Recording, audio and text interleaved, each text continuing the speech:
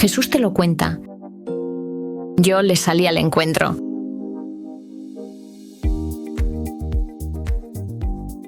Salieron del sepulcro con miedo y con una alegría que les ardía por dentro. Habían ido hasta allí cargando duelo, amor y desconsuelo. Iban hacia un lugar de muerte, como tantas veces hacemos cuando sentimos que todo terminó, cuando parece que ya no queda nada por esperar. Pero en ese mismo lugar recibieron pues una noticia que nadie estaba preparado para sostener del todo.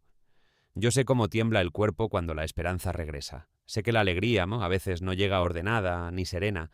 A veces irrumpe mezclada con llanto, con incredulidad, con esa sensación de que algo nuevo están haciendo y todavía no sabemos cómo nombrarlo.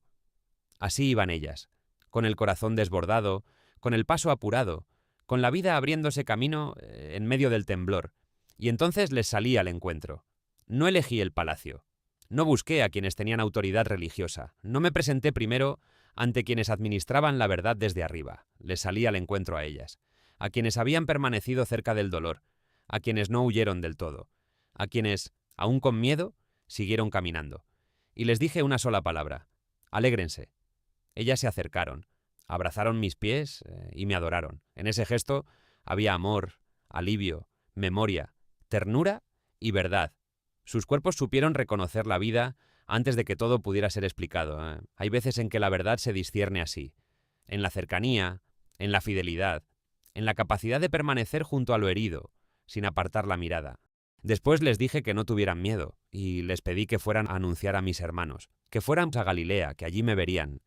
Incluso después del abandono, del desconcierto y de la huida, yo seguía llamándoles desde el vínculo. El amor de Dios no queda reservado para quienes no fallan. No se rompe cuando aparece la fragilidad. No se encierra, ¿no?, en una lógica de mérito. El amor de Dios insiste, convoca, vuelve a tejer comunidad. Pero mientras ellas corrían con una noticia de vida, otros se movían en otra dirección. Algunos de la guardia fueron a contar lo sucedido a los sumos sacerdotes. Y entonces el poder hizo lo que tantas veces hace cuando la vida nueva amenaza sus estructuras. Se reunió, calculó, repartió dinero y fabricó una mentira. Dijeron a los soldados que difundieran una versión útil, una historia conveniente, una explicación que dejara todo bajo control. No pudieron negar del todo lo ocurrido, así que intentaron administrarlo, ¿no? No pudieron encerrar la vida, así que buscaron desacreditarla. No pudieron apagar la verdad, así que compraron un relato. Eso también forma parte de la Pascua. La resurrección no solo anuncia que yo vivo, también desenmascara las tramas del poder. Deja al descubierto cómo funcionan los mecanismos que necesitan callar, distorsionar y domesticar todo aquello que amenaza su dominio. Cuando Dios irrumpe con vida nueva, los poderes de siempre se incomodan, porque la resurrección dice que la muerte no tiene la última palabra, pero también dice que tampoco la tienen el miedo, ni la violencia, ni las jerarquías que se creen eternas. Por eso no es casual que fueran ellas las primeras en recibir y comunicar la noticia. En el amanecer de la Pascua, Dios confió su palabra a quienes muchas veces habían sido empujadas a los bordes, relegadas a lugares secundarios, consideradas menos autorizadas para hablar. Allí ya estaba latiendo una manera de hacer las cosas distinta a la del poder religioso y político. El reino se anuncia desde abajo, desde los márgenes, desde los cuerpos que aman y sostienen la vida cuando otros ya la dan por perdida. Yo lo vi aquella mañana con claridad. Había quienes, aún temblando, se dejaban alcanzar por la novedad de Dios, y había quienes preferían asegurar sus privilegios antes que abrirse a la verdad.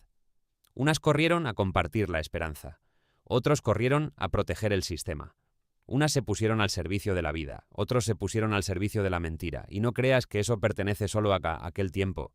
Todavía hoy la vida resucitada incomoda cuando aparece en comunidades que se niegan a excluir. Incomoda cuando quienes fueron silenciadas toman la palabra. Incomoda cuando las personas y colectivos históricamente heridos reclaman dignidad, memoria y lugar. Incomoda cuando el amor deja de pedir permiso para existir.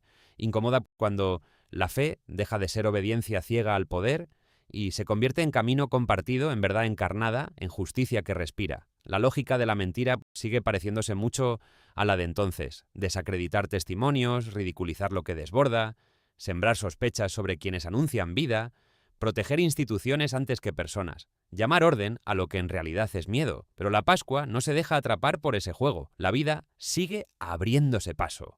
No siempre con estruendo, a veces apenas en un temblor, en una voz frágil, en una comunidad pequeña, en una fidelidad persistente, pero se abre paso. Cuando recuerdo aquella mañana no veo una victoria triunfalista, veo cuerpos atravesados por el miedo, por la memoria de la violencia, por la incertidumbre del futuro, pero también veo algo más fuerte. Una vida que no se dejó encerrar, una verdad que no se dejó comprar, una comunidad que empezó a rehacerse desde la herida. Eso es la Pascua. No una evasión del dolor, sino su transformación. No un espectáculo de poder, sino una irrupción de vida que devuelve dignidad. No una verdad impuesta desde arriba, sino una presencia que sale al encuentro y pone en pie a quienes el poder había querido rebajar. Y desde entonces sigue ocurriendo lo mismo. Cada vez que la verdad resiste frente al relato fabricado, cada vez que una comunidad cuida la vida de quienes quedaron al margen, cada vez que el amor recupera su voz frente al miedo, la mañana de Pascua vuelve a comenzar. Que nadie te convenza de que la vida nueva debe pedir permiso. La Pascua sigue naciendo en los bordes, en las heridas, en las voces que insisten, en las comunidades que cuidan. Y allí donde la verdad y la ternura se abrazan, Dios sigue amaneciendo.